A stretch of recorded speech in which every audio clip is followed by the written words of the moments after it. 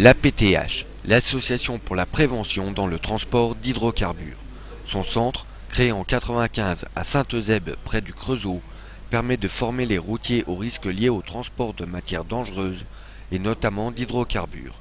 Différents ateliers permettent aux routiers d'évaluer en conditions quasi réelles les dangers de la route. Chaussées mouillées ou verglacées, manœuvres d'évitement, signalisation d'accidents, exercices de renversement, ce centre est unique en Europe. Alors, ce centre est unique en Europe. La PTH en possède un seul.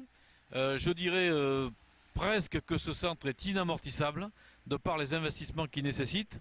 Tout d'abord en termes de taille, vous l'avez vu, 22 hectares. Ensuite, il faut créer des routes, des événements très particuliers avec des ronds-points, des descentes, des montées.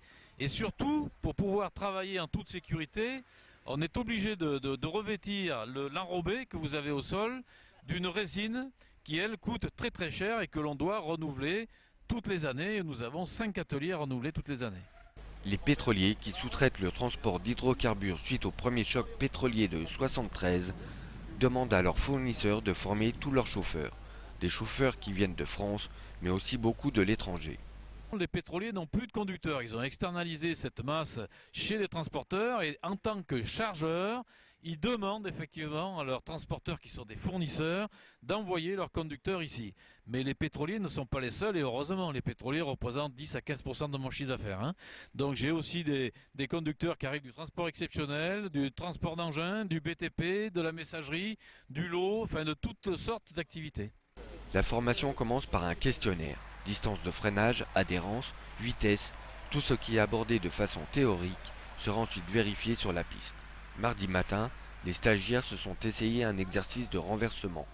Le 38 tonnes tourne de plus en plus vite dans un rond-point jusqu'à ce que la citerne se renverse.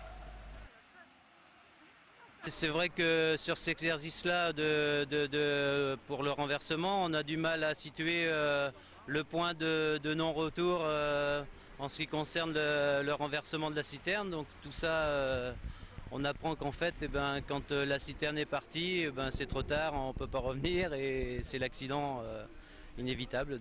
Tous les chauffeurs jugent cette formation nécessaire. Leur seul regret, c'est que les automobilistes ne testent pas la conduite d'un poids lourd. Cela leur permettrait, selon les routiers, d'être plus respectueux des autres usagers de la route.